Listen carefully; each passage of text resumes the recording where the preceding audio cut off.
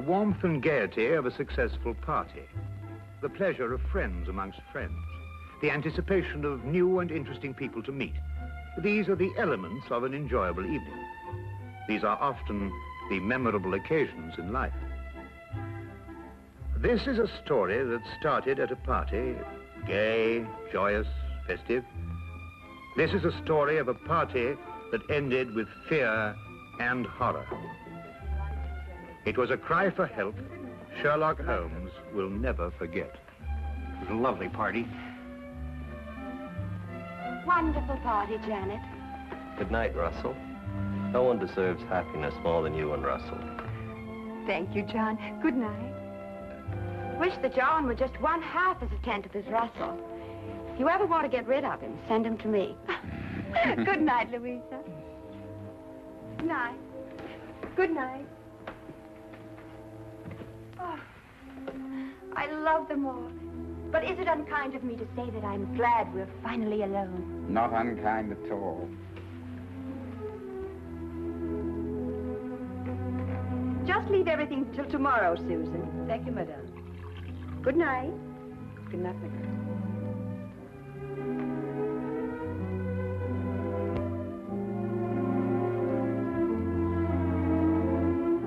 You've made me very happy this evening, darling.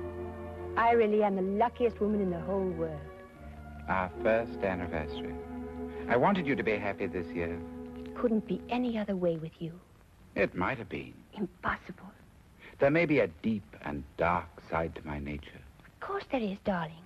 All interesting men have dark sides to their natures. Possibly even black. Oh, most certainly black. I'm a murderer. Of course you are. More than once. Innumerable times, I'm sure. 7 times. And are you going to murder 7 times again? Once again. Anyone I know? You? Oh, wonderful. And will you give me warning? I'm giving you warning. Will you kill me with kindness? No. Like this. Russell! Russell, you're hurting me. Russell, whatever came over you? I told you, my darling. Tomorrow, at exactly 9 o'clock, I will strangle you as I have strangled 7 before.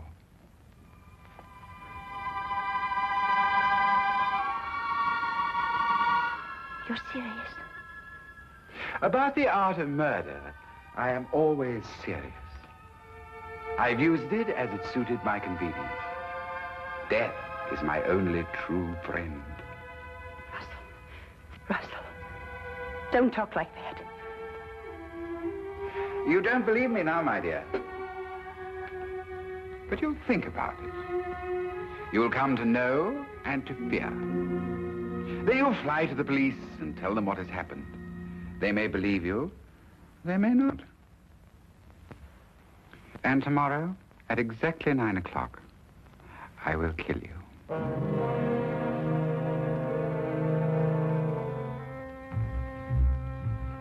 Good night, madam.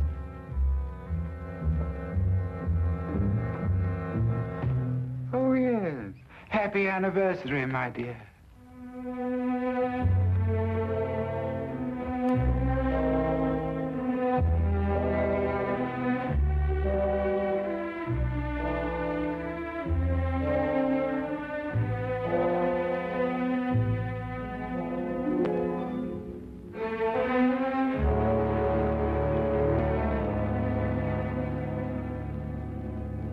Suppose you tell us the whole story as it happened. It might be easier that way. Of course. I'm Mrs. Russell Partridge. Your husband's the art collector? That's right. Oh, he's a wonderful man, your husband. I first had the pleasure of meeting him when we were guarding the French collection that came over. He's a wonderful man. Everyone says so. Yes.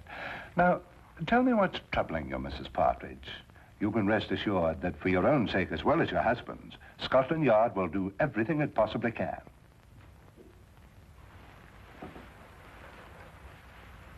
It was nothing. Nothing? I was mistaken. I can see it now. Probably the result of too much party last night and an overactive imagination. Well, perhaps you care to tell me about it anyway. It may help to dispel any doubts you have. It isn't necessary, really. I'm sorry to have taken so much of your time, Inspector. I'm sure you're a very busy man. Mrs. Partridge, I'm very pleased to hear you feel this way now. What do you mean? Your husband told me of the incident last night. He was afraid you wouldn't be able to overcome the delusion. My husband told you? Yes, he was here this morning. What did he tell you? Only that you were suddenly overcome by the idea that he intended to harm you. You're over that now, I see. My husband told you that? May I say, Mrs. Partridge, that in my experience here at Scotland Yard, I've met many people who thought for a short time that they were being persecuted. But it passes. Your husband will help you, I'm sure. I'm sure. Thank you, Inspector.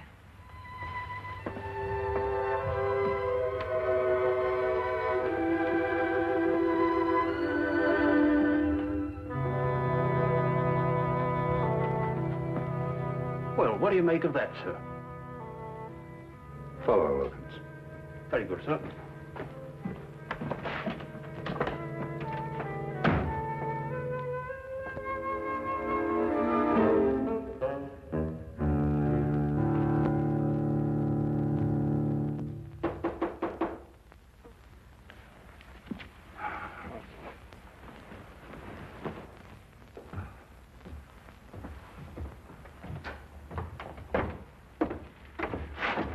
Yes? Oh, Is this the flat of Mr. Sherlock Holmes? yes, Mr. Holmes has just gone downstairs to look for darkness. Won't you please come in? Thank you. Oh, please excuse me. Would you like to sit over here? There. Would you care for anything? I have some fresh tea made. No, thank you. You say Mr. Holmes will be right back. Oh, yes. Oh, forgive me. I'm Dr. Watson. How do you do? I'm Mrs. Russell Partridge. Oh, your husband's the art collector. Yes, Oh, I met him not long ago. Wonderful man. thank you. Of course, I'm not much an authority on art myself. I just like what I like, you know. But I understand he's one of our leading judges. Yes, that's true. Wonderful man. Interesting, too. Yes. I think perhaps I'd better leave. I was wrong to think that... What a beautiful day, Watson. Perfectly exquisite. We really must make an effort to get out and about more often and see the beauties that I beg your pardon, madam. I didn't realize we had a guest. May I present Mr. Holmes? This is Mrs. Russell Partridge. Do forgive the exuberance of my entrance, madam. I'm delighted to meet you. Won't you sit down? I think that I realize the situation is a delicate one. How do you know? Because you didn't wish it to be known that you'd come here. So you left your carriage at the corner of the street and walked. You saw me? No, as a matter of fact, I didn't. But I observed that the hem of your skirt has picked up a certain amount of dust from the street. And though you undoubtedly came by carriage, because your shoes, which are extremely fashionable ones, were not meant for comfortable walking. Mr. Holmes, I need your help. In what way, Mrs. Partridge? I believe my husband is going to kill me. Russell Partridge? Why do you believe this, Mrs. Partridge? He told me he would. Last night. Why, that's impossible. I had the same reaction at first, Dr. Watson. It couldn't be true. Not by Russell. As everyone tells me, he's such a wonderful man. And when did he say he was going to do this? Tonight, at 9. And then he said something impossible, Mr. Holmes.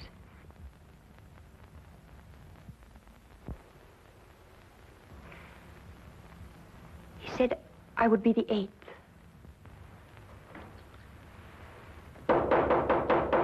Excuse me.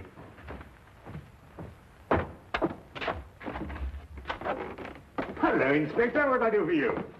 Hello, Dr. Watson. I want to speak to Mrs. Partridge. How do you know she's here?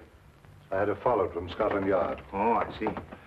I'm sorry to have to do this, Mrs. Partridge, but I was afraid you might still think you were in danger. I see now that you do. I'm sorry. But Lestrade, Mrs. Partridge has just told us that her husband is going to kill her tonight at 9 o'clock. Mr. Partridge came to the yard this morning to tell me that his wife was going to call on me. How did he know? He said you told him you were going to call. That's not true. I decided to do it this morning. It was 10 o'clock, I remember. Mrs. Partridge, at 10 o'clock, your husband was still sitting in my office. Mr. Holmes, I don't understand. I don't understand how Russell knew I would go to see Inspector Lestrade. I swear I never told him. Everything I told you is true, exactly as it happened. Do you believe that?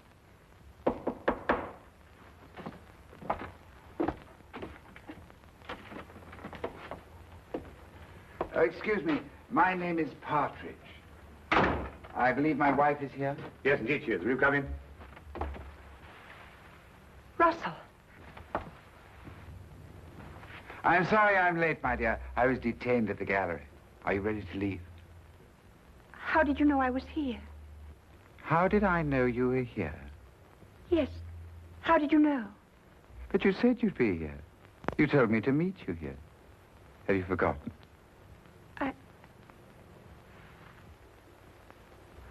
I must have forgotten. Excuse me. Forgive me for interrupting you, gentlemen, and thank you for any consideration you may have shown my wife. Good day. Good day.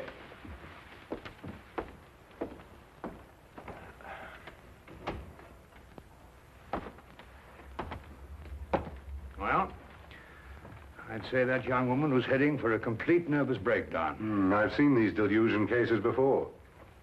A very interesting man, and a very distinctive one. When I went down to the tobacconist, I wondered why he was standing at the corner of the street, watching this flat so intently. And now I think I know why. Yes, indeed, a very, very interesting man.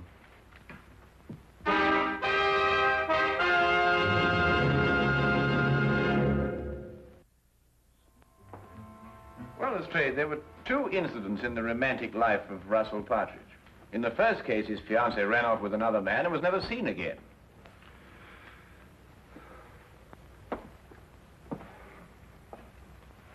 She ran off with an American, didn't she? Was this confirmed or assumed, Lestrade? Well, I don't know. And in the other case, he was left at the altar, I believe the expression is. Yes, that's right. Was that girl ever heard of again? She ran off with a South American, I believe. But really, Holmes, it just isn't logical. If Russell Partridge really intends to kill his wife, he's not going to tell her about it first. That'd be putting a rope round his neck. Would it be? Do either of you really believe that? It isn't logical, Holmes. It isn't usual, Lestrade. But this man is just amusing himself. He's an insane fanatic. And unless you get a warrant out for his arrest, I, for one, won't be responsible. Now, look here, Holmes. I can't ask for a search warrant every time a man's left at the altar. What would you be looking for anyway? The evidence of the 7 other murders he told his wife he'd committed. Holmes, you must understand that, well... Or the 8th will be on your hands.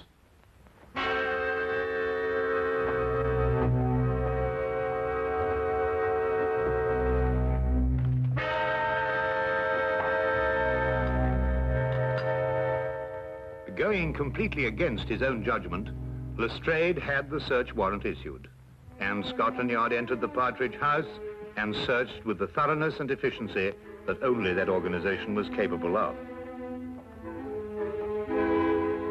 From basement to attic, no wall, no object was left without meticulous examination.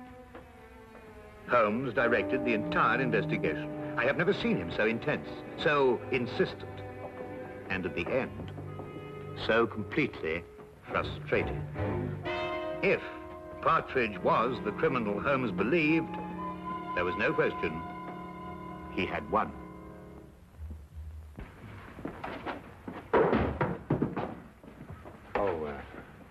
Naturally, Mr. Partridge, the yard will assume responsibility for putting things back as they were. Thank you, Inspector.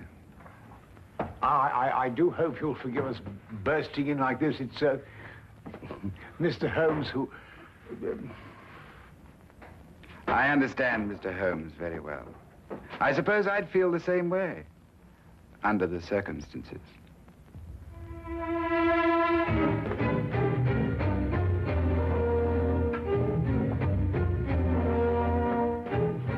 What time is it, Watson? A few minutes after 7, 5 minutes since you last asked me. It's there, Watson. It's there. I'll swear it's there. What's there? The evidence that Mrs. Partridge isn't lying, that her husband is a murderer. It's in that house somewhere. I'll swear it. But you've searched all over the house, Holmes. You've measured every inch of it. I know, Watson, but it is there. I've overlooked something. And unless I can find out what it is, that girl is going to be murdered in 2 hours. He said 9 o'clock. Even if he intends to murder the girl, he doesn't have to do it on schedule. But he does. That's part of his disease. That man works like a clock. He tempts the police by having the victim report the murder in advance, and then he has to complete his game by murdering on the moment, the exact moment. Now where are you going? Out. That I can see, but where? For a walk. We believe we searched every inch of that house. Now I've got to find the one place that I missed.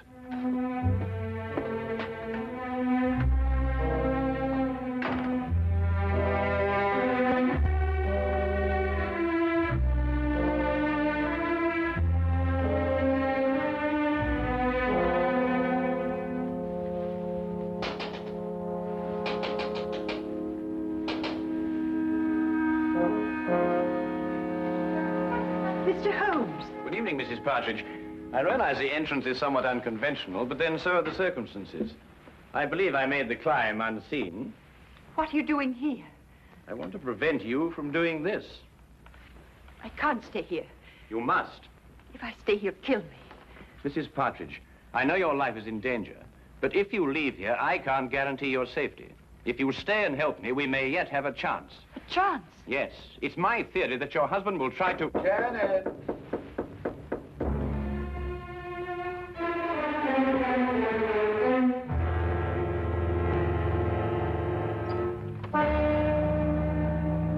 Hello, my dear.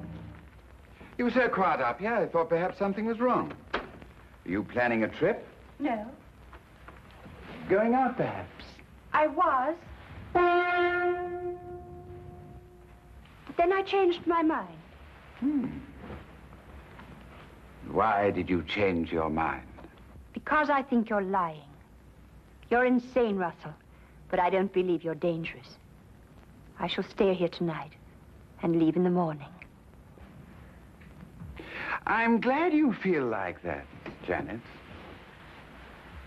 It shows you have great strength of character. Where did you kill your other 7 victims? Here, in this house. How did you dispose of their bodies? The bodies are still here. But the police searched the house. I know. I watched them. Very efficient. Especially with Mr. Holmes to guide them. A very clever man, Mr. Holmes. It was a tremendous temptation not to tell him where to look. It's 8:45. You have 15 minutes. Why don't you run away?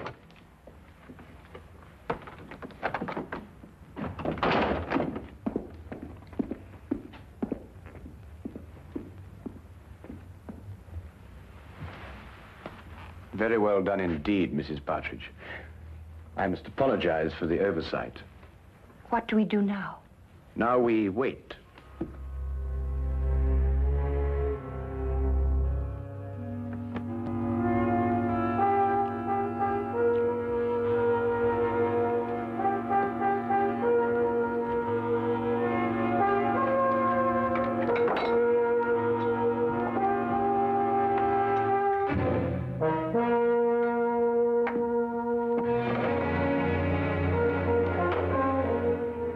Only one.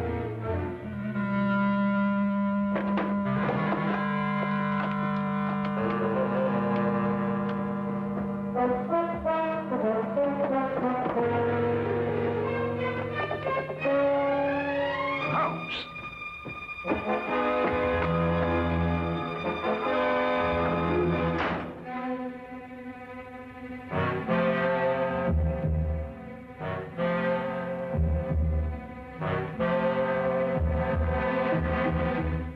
Last, I remember it.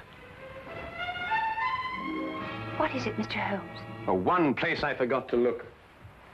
I'm going to step outside now, and I want you to count up to 10, go to the head of the stairs, and then start slowly down.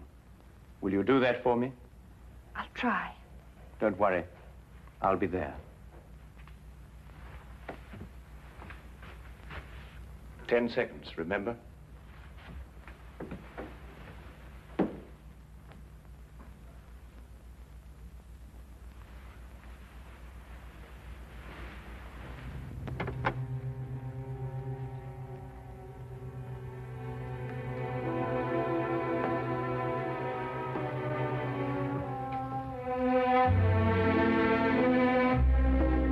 I admire your courage, Janet. Aren't you afraid? No. I don't believe you. I think you are afraid. No, I'm not. The others were afraid. Don't take that last step.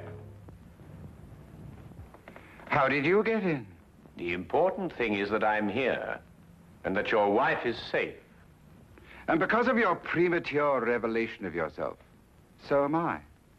I'm sure it is not against the law of England to walk up the stairs in one's own house. Besides, my wife is completely unharmed. And the other 7, Mr. Partridge?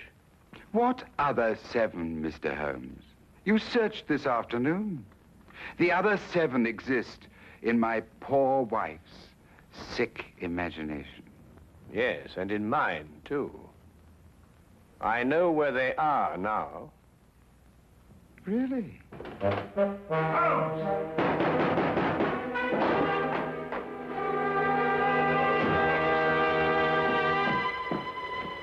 What's happened? Get the poker from the fire, Watson. Poker? Yes, the poker.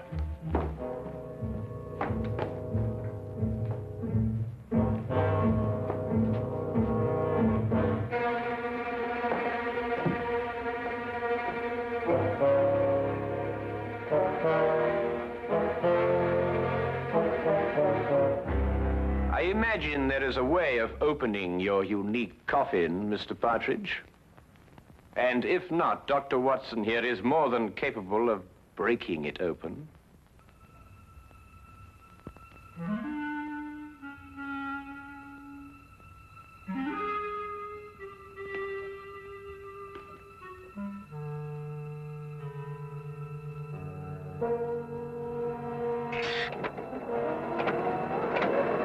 Oh, good Lord!